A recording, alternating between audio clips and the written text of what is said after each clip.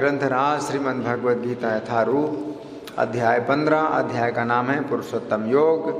श्लोक संख्या 11। इस श्लोक को समझेंगे।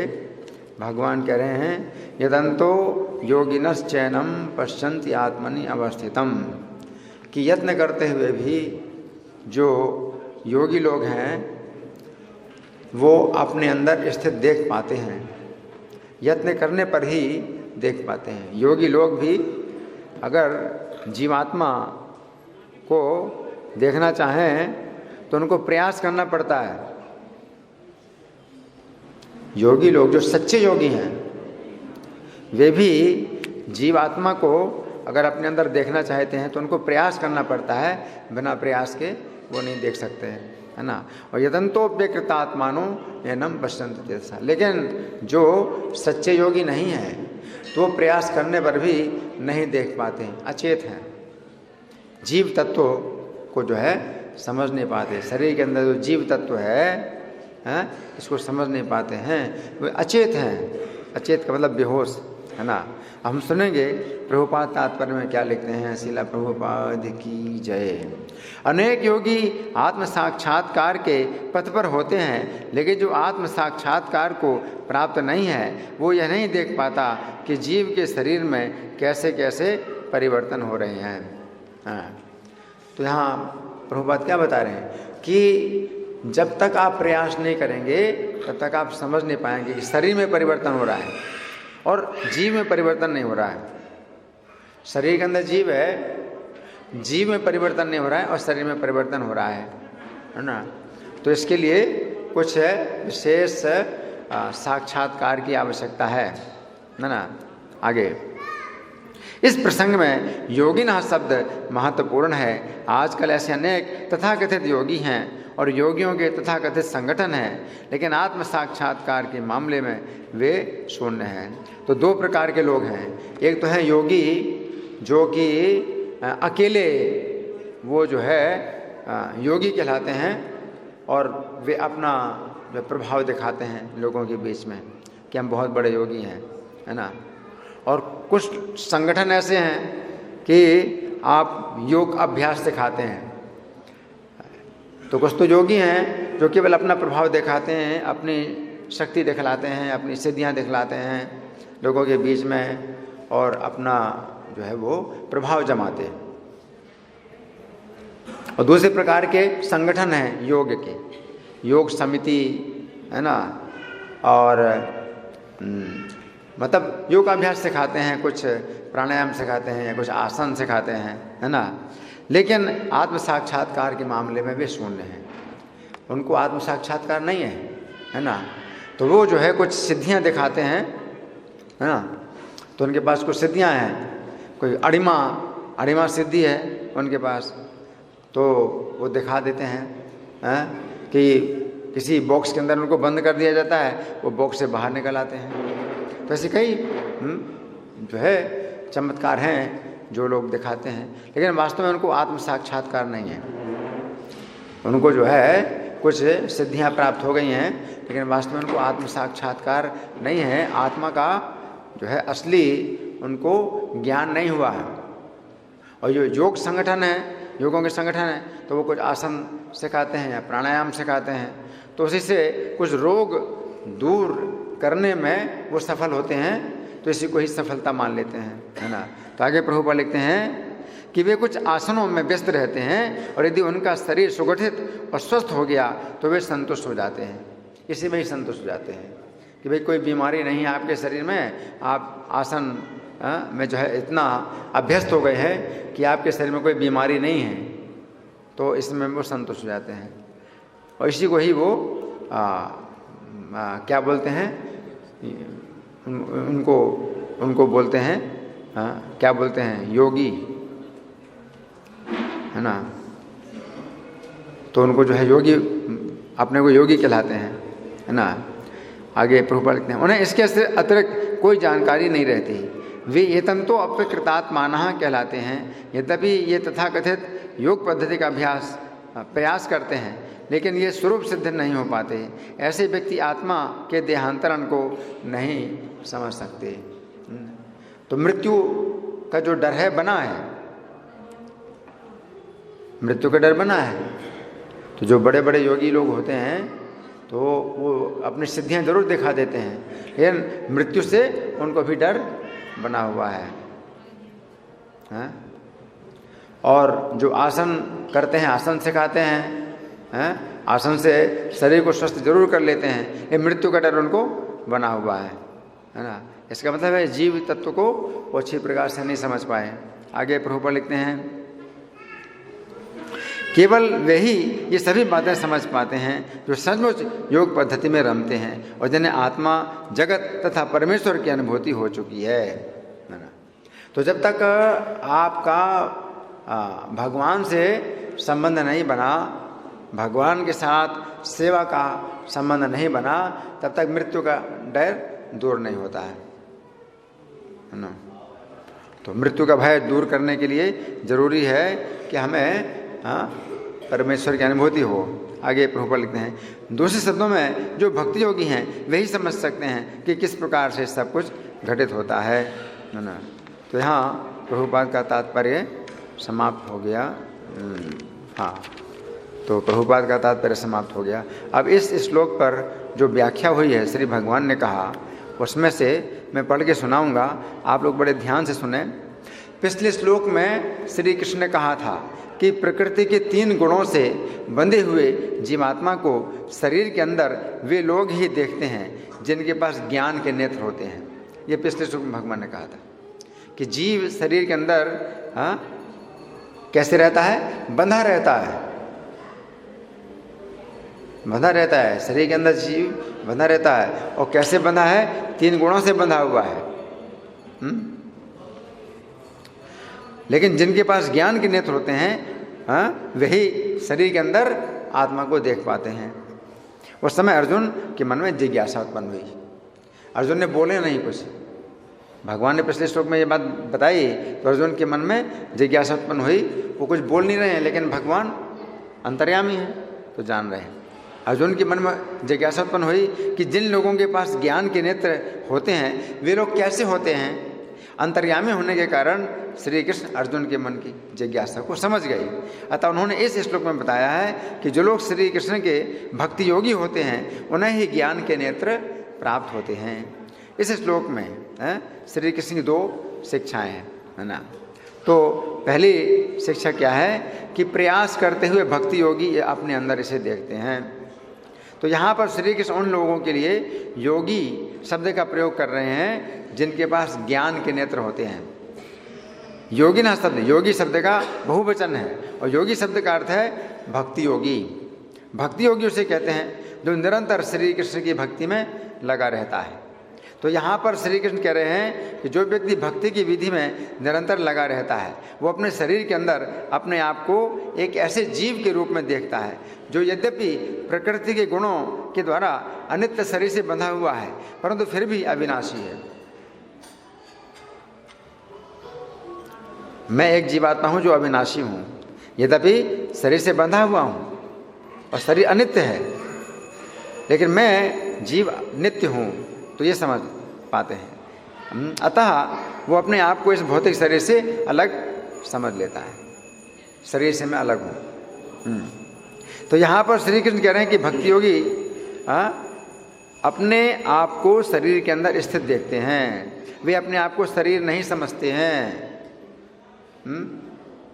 क्या समझे? अपने को शरीर नहीं समझते हैं, अपने को शरीर के अंदर स्थित देखते हैं। भागवत के 5वें स्कंद के अंतर्गत अध्याय संख्या 10 में वर्णन आता है कि जिस समय राजा रघुगण ने जड़ भरत को अपनी पालकी ढोने में लगा दिया। राजा रघुगण वो ज्ञान प्राप्त करने के लिए जा रहा था। कहाँ? कपिल मुनि के आश्रम में जा रहा था। तो वो बहुत दूर है, कपिल मुनि का आश्रम बहुत दूर है। वो ज्ञान प्राप्त करने के लिए जा रहा था, लेकिन उसको पता नहीं था कि एक आत्मज्ञानी व्यक्ति उनके साथ ही चल रहा है और उस आत्मज्ञानी व्यक्ति को अपनी पालकी ढोने में लगा दिया। तो कोई आत्मज्ञानी व्यक्ति ऐसा भी हो सकता है कि जिसको हम ना पहचान पाएं और वो हमारे सामने एक पागल और मूर्ख के रूप में भी दिखाई दे। तो जो जड़ भरत थे तो वो आत्मज्ञानी थे, लेकिन पागल और मूर्ख की तरह अपने को दिखाते थे। तो राजा रहुगण आत्मज्ञान प्राप्त करने के लिए जा रहा है बहुत दूर, लेकिन उसको पता नहीं है कि एक व्यक्ति को उसने अपनी पालकी ढोने में लगा लिया है, जो कि क्या है, आत्मज्ञानी है ना। और जिस समय राजा रहुगण ने जड़ भरत को अनेक कटु वचन कहे, रहुगण ने कटु वचन कहे क्योंकि आत्मज्ञानी थे, जड़ भरत आत्मज्ञानी थे। तो जब चलते थे तो चींटियों को देख करके चलते थे कि उनका पैर चींटियों के ऊपर ना पड़े। तो फिर पालकी क्या होती थी, ऊंची नीची होती थी। तो डांटने लगा, राजा रहुगण डांटने लगा, है ना। उस समय जड़ भरत ने राजा रहुगण की बात पर कोई ध्यान नहीं दिया। तो रहुगण को और पक्का विश्वास हो गया कि ये आदमी पागल है, ये मूर्ख है। मूर्ख जैसे दिखाई पड़ते थे, और जब जड़ भरत उत्तर नहीं देते हैं, वो डांट रहा है राजा, तो जो है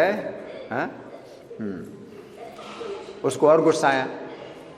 लेकिन ये स्वरूप सिद्ध हो चुके थे, इन्हें अपने शरीर की शुद्धि नहीं थी। ये जानते थे कि ये शरीर नहीं है, ये जानते थे कि शरीर ही मोटा या पतला है। वे ना तो मोटे हैं और ना पतले हैं, वो समझ रहे थे कि मैं शरीर नहीं हूँ। उन्हें शरीर के 5 स्थूल तत्वों और 3 सूक्ष्म तत्वों से कुछ लेना देना नहीं था। 5 स्थूल तत्व शरीर के कौन है, पृथ्वी, जल, अग्नि, वायु, आकाश, और सूक्ष्म तत्व मन, बुद्धि, अहंकार। तो अपने को 8 तत्वों से अलग एक जीव तत्व समझ रहे हैं। इन्हें भौतिक शरीर के 2 हाथों तथा 2 पैरों से कोई सरोकार नहीं था। ये 2 हाथ और 2 पैर हैं, भौतिक शरीर के हैं।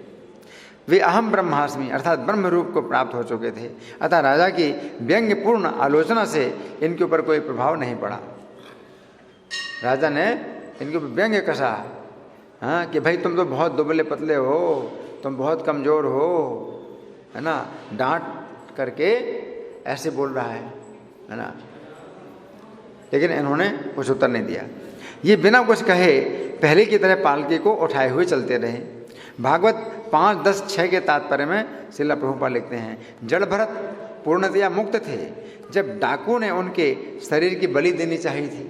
इसके पहले अभी तो राजा रहुगण ने इनको पालकी में लगा लिया, ये सोच के कि ये आदमी बेकार किसी काम का नहीं है, चलो पालकी में लगा लें, जबकि बहुत बड़े महात्मा थे। लेकिन इसके पहले क्या हुआ था, इसके पहले डाकुओं ने इनको बलि देना चाहा, हाँ, कि भाई ये बेकार आदमी है, देवी की बलि चढ़ा दो। तो देवी के सामने बलि देना चाहा, तब भी इन्हें कोई परवाह नहीं थी, क्योंकि इन्हें ज्ञात था कि ये शरीर नहीं है। यदि इनका शरीर नष्ट भी कर दिया जाता तो भी ये परवाह नहीं करते, क्योंकि इन्हें भगवद गीता की इस उक्ति न हन्यते हन्य माने शरीर पर पूर्ण विश्वास था। इन्हें पता था कि शरीर के मारे जाने पर भी उन्हें मारा नहीं जा सकता है। इस घटना में पालकी ढोते समय भी इन्हें पता था कि मैं शरीर नहीं हूँ। देहात्म बोध से मुक्त होने के कारण राजा के व्यंग्यपूर्ण वचनों का इन पर कोई प्रभाव नहीं पड़ा, है ना। शरीर की उत्पत्ति कर्म के अनुसार होती है और प्रकृति एक विशेष प्रकार के शरीर के विकास के लिए सारी सामग्री जुटाती है। शरीर के भीतर का आत्मा शरीर की रचना से पृथक है। शरीर बड़ा होता है ना, ये शरीर के अंदर आत्मा है वो बड़ा थोड़ी होता है ना। और शरीर में बीमारियां होती हैं, शरीर में बुढ़ापा आता है। तो जो जीव आत्मा है उसमें ना बीमारी है ना कोई बुढ़ापा है ना। शरीर नष्ट हो जाता है तो जीवात्मा नष्ट नहीं होता है ना। तो शरीर के भीतर का आत्मा शरीर की रचना से पृथक है, अतः शरीर के प्रति किया गया उपकार या अपकार आत्मा को प्रभावित नहीं करता है। तो जड़ भरत आत्मज्ञानी थे। ये बात समझने की है कि राजा रहुगण अपने को राजा समझने के कारण देहात्म बुद्धि से ग्रस्त था। राजा रहुगण क्या सोचता है, मैं शरीर हूँ, और शरीर चूँकि राजा बन गया है तो वो सोचता है मैं राजा हूँ। तो ये देहात्म बुद्धि और भौतिक प्रकृति के रजोगुण और तमोगुण से प्रभावित था। परंतु जड़ भरत महान भक्त और श्री कृष्ण के प्रिय थे। यद्यपि राजा अपने आप को बड़ा विद्वान मानता था, किंतु वह ना तो महान भक्त की स्थिति से परिचित था, ना उसके गुणों से परिचित था। वो नहीं पहचान पाया जड़ भरत को, वो पहचान नहीं पाया कि कितने बड़े महात्मा हैं, कितने बड़े भक्त हैं, नहीं पहचान पाया। तो यहाँ पर हमें देहात्म बुद्धि से बंधे और देहात्म बुद्धि से परे व्यक्ति के अंतर का पता चलता है। तो इस कथा में एक व्यक्ति देहात्म बुद्धि से बंधा हुआ है और एक दूसरा व्यक्ति देहात्म बुद्धि से मुक्त है। कितना अंतर है ये पता चलता है। देहात्म बुद्धि के कारण राजा रहुगण अपने को राजा मानता था, परंतु जड़ भरत परम वैष्णव होने के कारण सभी प्राणियों के मित्र थे। वे तो परम पद पर आसीन थे। उस समय जड़ भरत ने राजा रहुगण से कहा। अब उन्होंने जो है उत्तर दिया। तो जीवन में पहली बार वो जो है बोल रहे हैं। इसके पहले वे अपने को जन्म से ही मूर्ख और पागल जैसा दिखा देते और सब सीखे हुए थे, लेकिन कुछ सीखते नहीं थे। अपने पिता से भी कुछ नहीं सीखते थे। पिता सिखाते सिखाते हार गए, लेकिन ये नहीं सीखे। और ये सब सीखे हुए थे, लेकिन दिखाते थे कि मैं इतना मूर्ख हूँ कि कुछ नहीं सीख सकता। इसे जानबूझ करके कोई अगर शब्द भी पर बोलना है तो गलत बोल देते। जन्म से इनको सब कुछ ज्ञान था, लिखना पढ़ना भी सब आता था जन्म से। जन्म से कोई पढ़ा लिखा थोड़ी होता है, लेकिन ये जन्म से पढ़े लिखे थे सब कुछ, और सबको पिछले जन्म की बातें याद थी। लेकिन पिता जब पढ़ाएं तो ऐसा दिखाते थे कि मैं पढ़ नहीं सकता और मैं सीख नहीं सकता, तो जानबूझ के ही उल्टा पढ़ते थे, है ना। तो पिता हार गए सिखा कर, है ना। लेकिन अब राजा रहुगण के सामने वो पहली बार अपने जीवन में बोले, और जब बोले तो कितना बढ़िया बोले। वो आत्मज्ञान का वो जो है संदेश, आत्मज्ञान का संदेश बोले। क्या बोले सुनने बड़े ध्यान से। जड़ भरत ने राजा रहुगण से कहा, हे राजन, ये शरीर ही पालकी का भार ढो रहा है। उनको पालकी ढोने में लगा लिया। तो जड़ भरत क्या बोले, हे राजन, ये शरीर ही पालकी का भार ढो रहा है। शरीर के द्वारा ढोया जाने वाला भार मेरे ऊपर नहीं है। वो बोले, मेरे ऊपर भार नहीं है, शरीर के ऊपर भार है पालकी का, मेरे ऊपर नहीं है। क्योंकि मैं तो जीवात्मा हूँ, मैं शरीर से भिन्न हूँ, मैं पालकी को ढोने वाला नहीं हूँ। पालकी ढोने में मैंने कोई श्रम नहीं किया है, क्योंकि मैं तो शरीर से पृथक हूँ। शरीर मोटा या दुर्बल हो सकता है, परंतु कोई भी बुद्धिमान ये बात जीवात्मा के लिए नहीं कहेगा कि जीवात्मा मोटा है या जीवात्मा पतला है। जहाँ तक जीवात्मा का प्रश्न है, मैं ना तो मोटा हूँ और ना दुर्बल हूँ। जड़ भरत की इन बातों से समझ सकते हैं कि आत्मज्ञानी लोग कभी शरीर के सुख तथा दुख से विचलित नहीं होते हैं।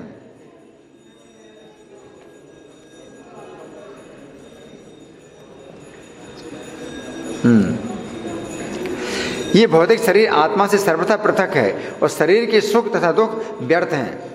तब साधना का उद्देश्य शरीर और आत्मा के अंतर को समझना है और शरीर के सुख दुख से जीवात्मा जिस प्रकार अप्रभावित रहता है उसे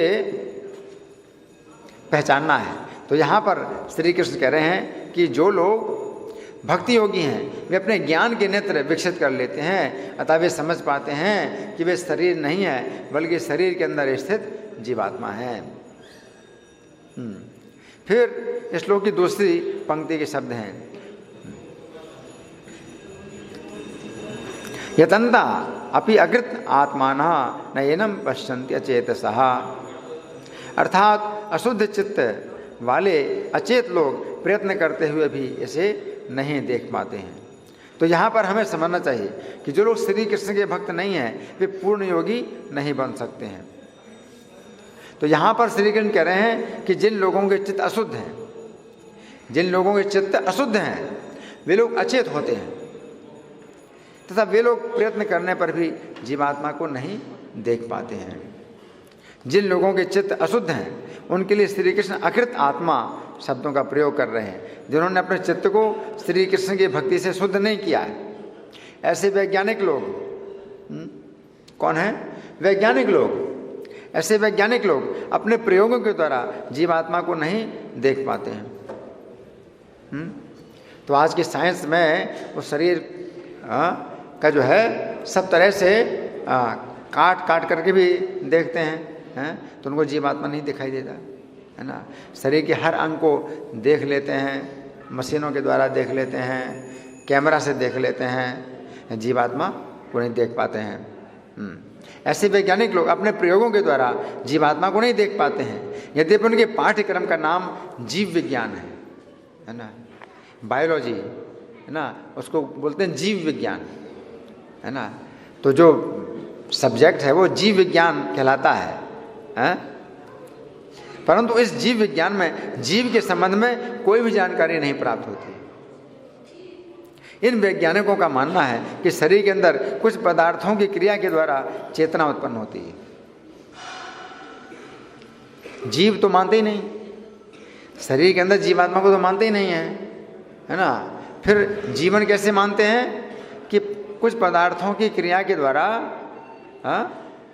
चेतना उत्पन्न होती है। शरीर के अंदर कोई जीवात्मा जैसा कण नहीं होता, जबकि शरीर के अंदर जीवात्मा एक कण है। अब यदि कुछ पदार्थों की क्रिया के द्वारा चेतना उत्पन्न होती है तो वे इस बात का अध्ययन क्यों नहीं करते कि ऐसे कौन से पदार्थ हैं जिनकी क्रिया के द्वारा चेतना उत्पन्न होती है। ये चैलेंज है, चुनौती है, कि अगर आप जो है ये मानते हैं कि कुछ केमिकल हैं जिनसे कि चेतना उत्पन्न होती है, तो केमिकल डाल के चेतना उत्पन्न करो।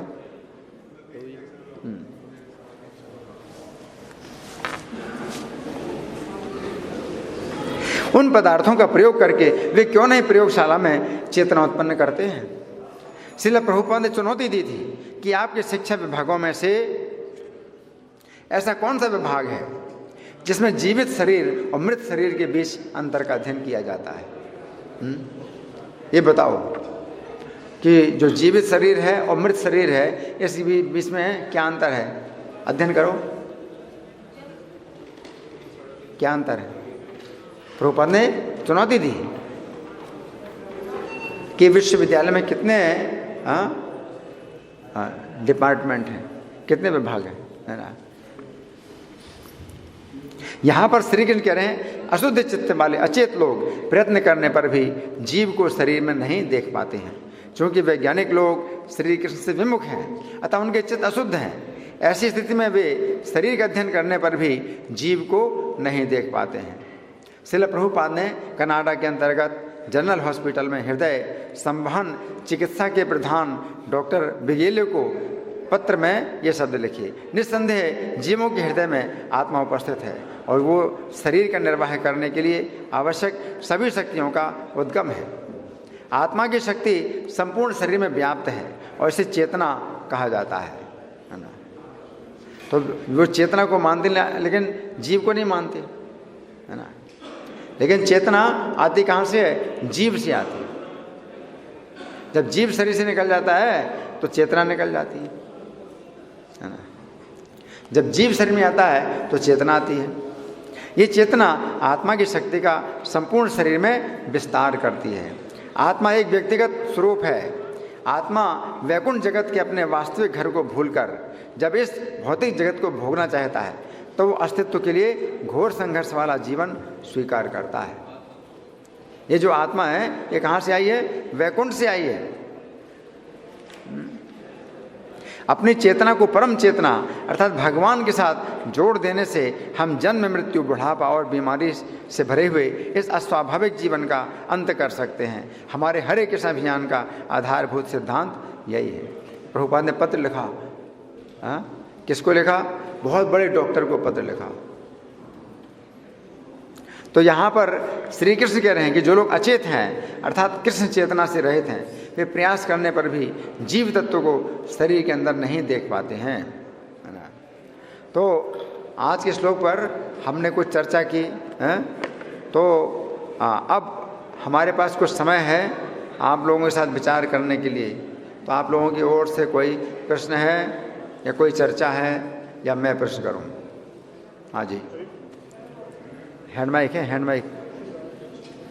माइक लाइए।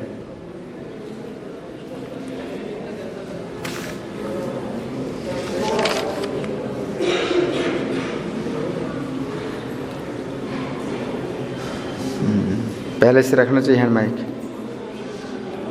ला रहे हैं हैंड माइक? अच्छा बोलिए। जैसे हम आत्मा है, वो एक हमारा भौतिक शरीर है। हाँ।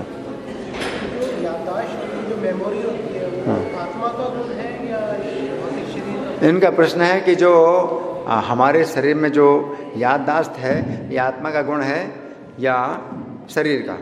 हाँ, ये जो याददाश्त है भगवान बताते हैं कि मैं हृदय में, सबके हृदय में मैं निवास करता हूँ। भगवान कहते हैं सबके हृदय में मैं निवास करता हूँ। सर्वस्य चाहम हृदय सन्निविष्टो मत्ता स्मृति ज्ञानम अपोहनम चाह। तो मेरे से ही स्मृति, ज्ञान और विस्मृति प्राप्त होती है।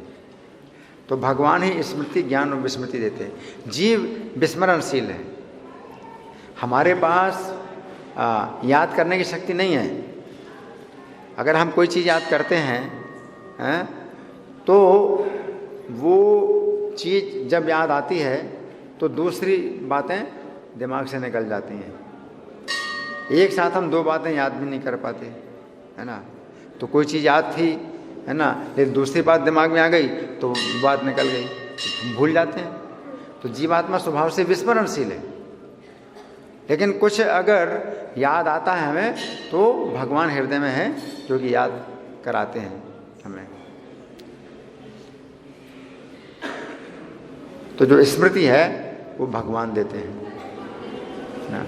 आप किसी को पिछले जन्म की भी याद है, पिछले जन्म की भी याद है, अगर किसी को होती है तो कैसे होती है?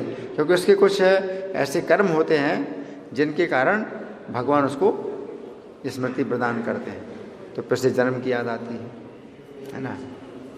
तो भगवान अर्जुन से भी कहते हैं कि मेरे जन्म और तुम्हारे जन्म बहुत से हो चुके हैं, लेकिन उन्हें तुम नहीं जानते हो और मैं सब जानता हूँ। तो भगवान अपने सभी जन्मों को जानते हैं और जितने भी जीव हैं सबके जन्म को जानते हैं, और प्रत्येक जन्म की सभी घटनाओं को जानते हैं। हमें जो है पिछले दिन ठीक इस समय कहाँ थे, हमें अगर याद करना है तो सोचना पड़ेगा। अगर रोज़ यहीं पर आते हैं तब तो ठीक है, हम कहीं भी पिछले दिन भी हम यहाँ गीता क्लास में थे। अगर रोज़ आते हैं तो कह सकते हैं, लेकिन अगर रोज़ नहीं आते हैं तो पिछले दिन ठीक इसी समय हम कहाँ थे, तो हमें सोचना पड़ेगा कि हम कहाँ थे। तो आपको जो है उसमें जोर लगाना पड़ेगा, अपनी स्मृति पर जोर लगाना पड़ेगा, है ना। लेकिन भगवान को कोई जोर नहीं लगाना पड़ता है, वो सब जानते हैं। भगवान है ज्ञान स्वरूप है, और भगवान के शरीर में ज्ञान, जो भगवान का जो शरीर है वो सच्चिद आनंद है। तो चित्त का मतलब ज्ञान, तो उनके शरीर में संपूर्ण ज्ञान है, और हमारा शरीर अज्ञान से बना हुआ है। अज्ञान का मतलब यही है, हम भूल जाते हैं, इसलिए किताबें छापी जाती हैं, बार बार पढ़ते हैं, फिर भूल जाते हैं, फिर पढ़ते हैं, है ना। तो बार बार पढ़ना पड़ता है। डायरी बनाते हैं, है ना, कंप्यूटर, मोबाइल, उसमें सब फीड करते हैं, नाम फीड करते हैं, मोबाइल नंबर फीड करते हैं, क्योंकि याद नहीं रहता। पहले स्मरण शक्ति ज़्यादा तेज़ थी तो किताबें लिखी नहीं जाती थी। किताबें न कोई लिखता था न कोई पढ़ता था, वो सुन करके ही याद हो जाता था। व्यास देव ने कलयुग के प्रारंभ में जब देखा कि आगे चल कर के लोगों की स्मृति बहुत कमज़ोर हो जाएगी, तो पुस्तक का रूप दिया।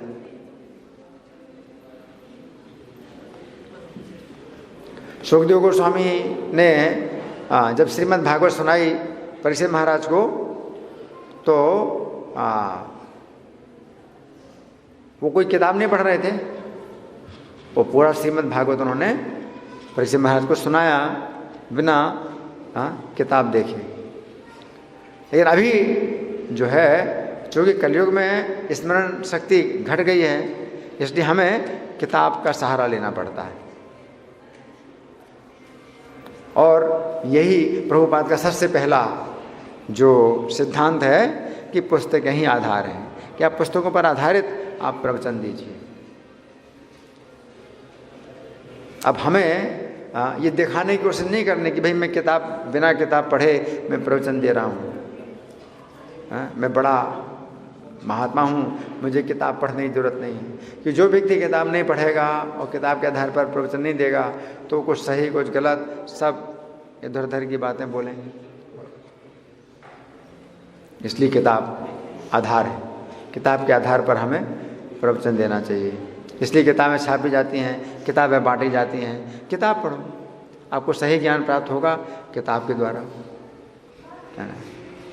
अगर आप कुछ बोलते हैं तो कुछ आप बोल पाएंगे, कुछ नहीं बोल पाएंगे, पूरी बात आप नहीं बोल पाएंगे। लेकिन किताब आप देते हैं तो किताब से आप पूरी बात उसको दे रहे हैं, किताब में पूरी बात है।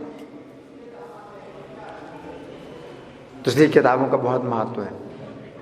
किताब में छापी जाएं, अधिक से अधिक किताबें छापी जाएं, अधिक से अधिक किताबें बेची जाएं, तो ये प्रभुपाद ने जो है बहुत महत्व दिया इसको ना। और कोई प्रश्न या कोई चर्चा? हाँ जी। आत्म साक्षात्कार कैसे किया जा सकता है? बैठिए। आत्म साक्षात्कार कैसे किया जाता है, इसी के लिए हमें अपनी चेतना पवित्र करनी है। हमारी चेतना चूँकि अभी अशुद्ध है, दूषित है, इस कारण से हम इसको नहीं देख पाते। तो भगवान के अचेत, हमारी जो चेतना है वो अशुद्ध है और इस कारण से हम अचेत हैं, हम बेहोश हैं, हम अपने को समझ नहीं पा रहे हैं, है ना। तो सबसे सरल उपाय, सबसे जो शुरू में जो आप कर सकते हैं वो क्या है, ये हरे कृष्ण मंत्र का जाप करो। ये हरे कृष्ण मंत्र 16 नाम का जो मंत्र है ये हम सबको बताते हैं और सड़कों में भी कीर्तन करते हैं, है ना। किताब भी पढ़िए, आप रोज़ किताब पढ़िए, है ना। तो ये किताबें हमारी बहुत छपी हैं। ये भी किताब है श्री भगवान ने कहा, जिसमें एक एक श्लोक की व्याख्या, अभी मैंने जो पढ़ के सुनाई तो एक एक श्लोक की व्याख्या है। तो श्री भगवान ने कहा, तो इनसे आपको और सरलता से समझ में आएगा। तो अगर इस तरह से आप लगे रहते हैं, हाँ, कि कभी आप जप कर रहे हैं, कभी आप किताब पढ़ रहे हैं, है ना, कभी मंदिर में आप और सेवा कर रहे हैं, भक्तों की संगति कर रहे हैं, है ना। तो इस तरह से अगर आप अपना समय लगाते हैं आध्यात्मिक कार्यों में तो चेतना शुद्ध होती है। और जब चेतना शुद्ध होती है तो आपका जो मन है वो भौतिक भोगों से उतना आकर्षित नहीं होता है। अगर आपकी रुचि हो गई इसमें कि जो गीता में भगवान ने अर्जुन को बातें बताई हैं, अगर आपको रुचि हो गई सुनने में, है ना, तो अब समझिए कि आप जो है सफलता पा रहे हैं, आप जो है आगे बढ़ रहे हैं, भक्ति में आगे बढ़ रहे हैं। तो जैसे जैसे आप भक्ति में आगे बढ़ते हैं तो भक्ति के द्वारा भगवान कहते हैं कि भक्तिया माम अभिजानाति यावान यस्यास्मि तत्वतः, कि तत्व से वो जान लेता है कि मैं कौन हूँ और मैं कैसा हूँ। तो भगवान का ज्ञान हो जाता है। जब आप भगवान को जान लेते हैं तो आप अपने को भी जान लेते हैं। तो भक्ति के द्वारा आप भगवान को जानते हैं, है ना। तो अगर भगवान को जान लिया तो आप अपना भगवान के साथ संबंध भी जान लेते हैं। तो ये बातें जो है सबसे पहले सिद्धांत के रूप में आपको जानना होता है कि आप शरीर नहीं हैं, आप जीवात्मा हैं। और फिर आप का भगवान के साथ कुछ संबंध है जो कि आपने खराब किया है, आपने तोड़ा है, इस कारण से आप इस भौतिक शरीर में बंधे हैं। अब आपको जो है भगवान के साथ पुनः स्थापित करना है अपने संबंध को। इसके लिए आप हरे कृष्ण का जाप करते हैं, आप गीता सुनते हैं। तो इससे क्या होता है कि भगवान प्रसन्न होते हैं। और भगवान अगर प्रसन्न होते हैं तो आपको शांति मिलती है, आपका भय दूर होता है? तो कई प्रकार के कष्ट मिलते हैं, है ना, हमें कष्ट सहन करने की क्षमता मिलती है। अगर आध्यात्मिक ज्ञान में हमारी रुचि होती है तो फिर इतना काम, क्रोध, ये जो तनाव होते हैं, मन में तनाव होते हैं, काम, क्रोध, ईर्ष्या, अहंकार, तो ये जो तनाव हैं इनसे आप मुक्त होंगे, है ना। तो यही जो है आत्म साक्षात्कार कहलाता है कि जब आप समझते हैं कि शरीर अलग है और मैं अलग हूँ। कर्मों के अनुसार शरीर बना है, कर्मों के अनुसार ये हमें सुख और दुख प्राप्त होते हैं। तो जब आप समझ लेते हैं, है ना, तो उससे आपको ये तनाव नहीं पैदा होंगे। और जितना अधिक आप शरीर की चेतना में रहते हैं कि मैं शरीर हूँ, तो उतना अधिक आपके ऊपर ये जो काम, क्रोध, इनका जो प्रभाव है वो पड़ता है। आप भोगने की इच्छा होती है, संसार में आपको विषय भोगने की इच्छा होती है। तो ये जो है अज्ञान है। जब आप अपने को शरीर समझते हैं तो इंद्रियों को जो है आप भोगने की इच्छा करते हैं, तो ये अज्ञान है। हाँ जी, आपका प्रश्न। हाँ, माइक। तो वो ध्यान योग से, जैसे हम ध्यान योग करते हैं तो हम आत्मा से मिल सकते हैं उसे। ध्यान योग से हम आत्मा से अपने शरीर के अंदर आत्मा के होने का अनुभव कर सकते हैं। ऐसा है कि कलयुग में ध्यान योग की विधि नहीं है, ध्यान योग की विधि नहीं है। कलयुग में जो है कीर्तन की विधि है। तो कीर्तन का मतलब ये है, जैसे मैं सुना रहा हूँ तो ये कीर्तन है, बोलना। हम कैसे अपने अंदर शरीर में आत्मा के होने का अनुभव कर सकते और हरे कृष्ण मंत्र का आप जाप करते हैं तो ये भी कीर्तन है। आप माला पर जप करेंगे हरे कृष्णा, आप सुने तो शब्द आप सुनते हैं तो आपकी चेतना पवित्र होगी। तो ये आप अनुभव कर सकते हैं। आप हरे कृष्ण का जाप करें, है ना, तो आपकी चेतना पवित्र होती है। इसका आपको अनुभव तुरंत भी हो सकता है। तो ये प्रयोग जो है बड़ा सरल है।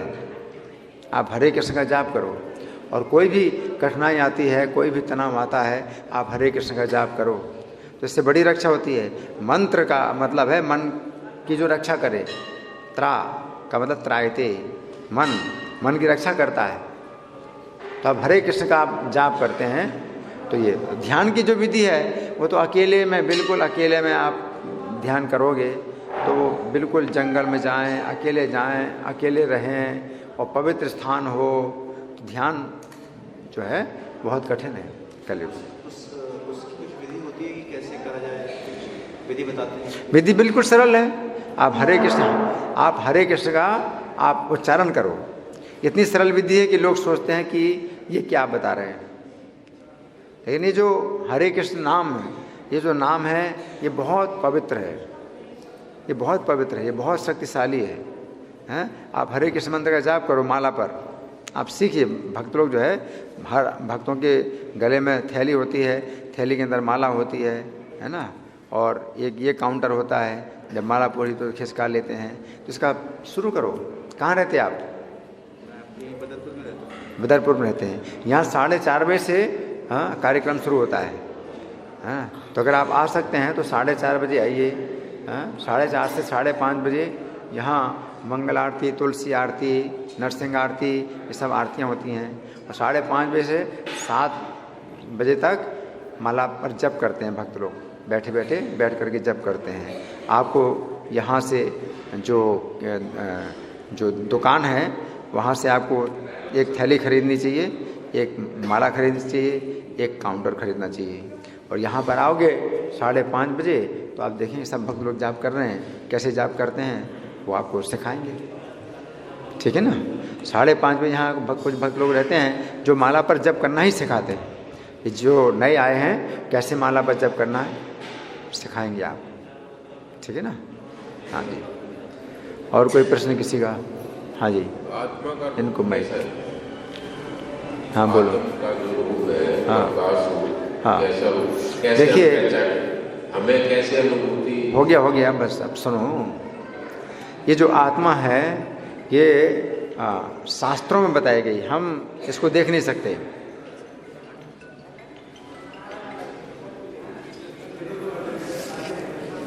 आत्मा को हम देख नहीं सकते हैं, कोई ऐसा मशीन नहीं है जिसके द्वारा आत्मा को आप देख सकें, हैं? लेकिन शास्त्रों में बताया गया है कि बाल के नोक के 10,000वें हिस्से के बराबर आत्मा है, एक सूक्ष्म कण है, इतना सूक्ष्म कण है आत्मा का। ज्योति का उल्लेख किया गया, ठीक है ना? नहीं, ज्योति का उल्लेख नहीं किया गया है। ये आत्मा जो है सूक्ष्म कण है जो कि शरीर के अंदर है, और उससे चेतना, उसकी जो चेतना है वो पूरे शरीर में फैलती है आत्मा की, है ना? आपको जो अनुभव करना है कि मैं शरीर से अलग हूँ, इतना समझना है आपको कि मैं शरीर से अलग हूँ। शरीर नष्ट होने पर भी मैं नष्ट नहीं होता। ये जो बात है ये आपको समझनी होगी। जो आप अगर शुद्ध होती है चेतना तो आपको ये समझ में आता है। आप जो भौतिक भोग है उनकी तरफ आप आकर्षित नहीं होते हैं, ये मतलब है कि आप शरीर से आत्मा को अलग समझ रहे हैं। तो जैसे जैसे आपकी चेतना शुद्ध होती है तो आप अपने को शरीर से अलग समझ पाते हैं, और फिर आगे चल करके जब भक्ति में आपकी उन्नति होती है तो अपना स्वरूप आपको प्रकट होता है कि क्या है आपका संबंध भगवान के साथ, क्या है आप भगवान के साथ, आपका शांत रस में संबंध है या दास रस में संबंध है। और जब और आगे आप जब बढ़ते हैं और शुद्धिकरण होता है तो आपका अपना नाम, अपना रूप भी पता चलता है कि कौन है। जैसे रूप गोस्वामी हैं तो भगवान की लीला में वो रूप मंजरी हैं।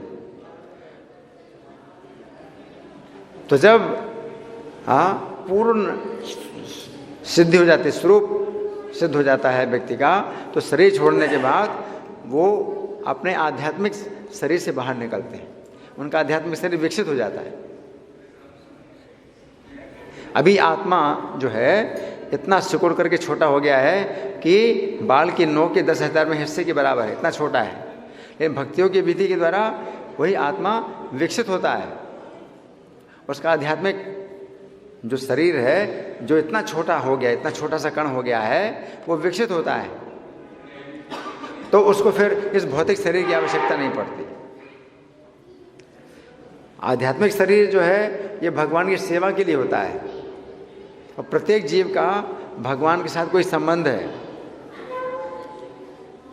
या तो आप भगवान के मित्र हैं, या आप भगवान के दास हैं, या भगवान के माता जैसे या पिता जैसे, इस तरह से वात्सल्य में संबंध है, शांत रस में संबंध है, कोई संबंध है आपका भगवान के साथ। वो संबंध जागृत करना होता है, वो संबंध जागृत होता है, तब आपको फिर पता चलता है कि आप जो है उनकी लीला में, भगवान की लीला में आप कौन हैं।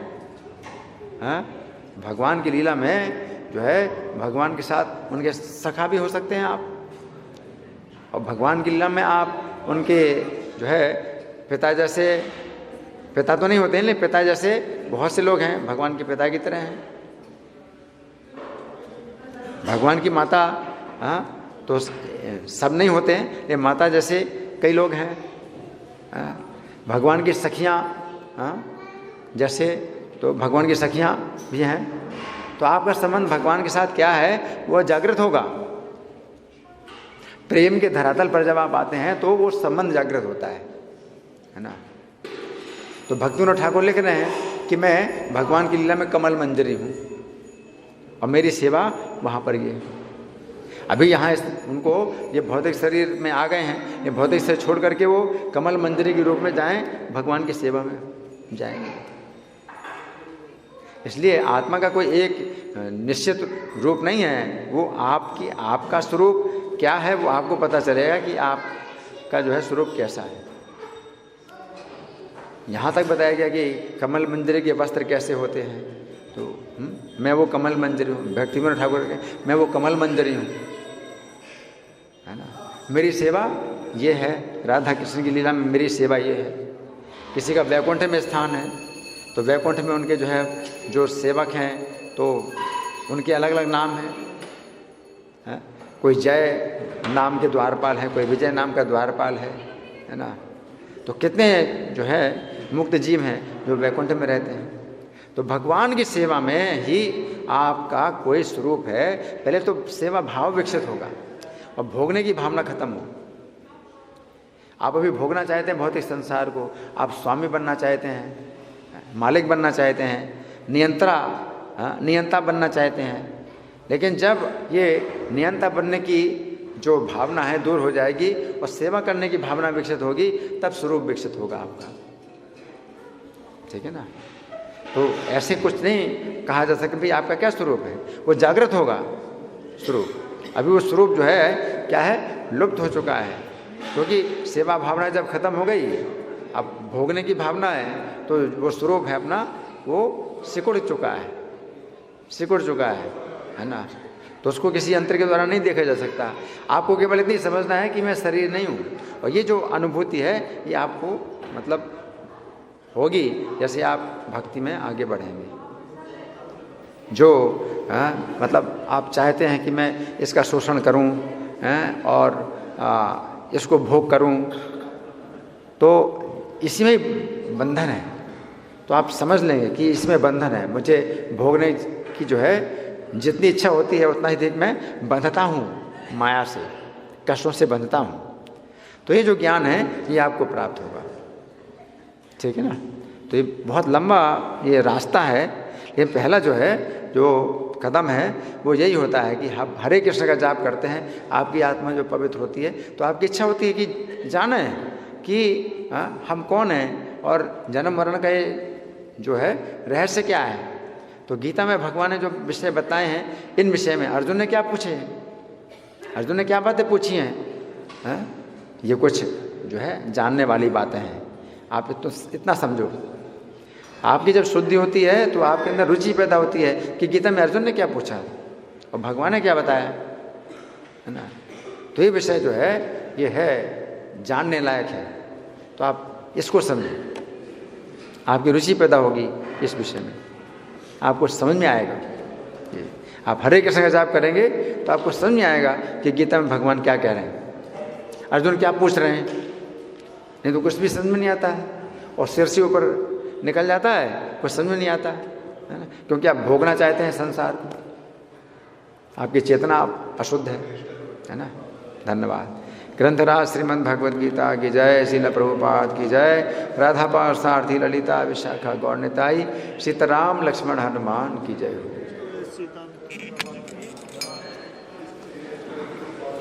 वाला खड़ा है।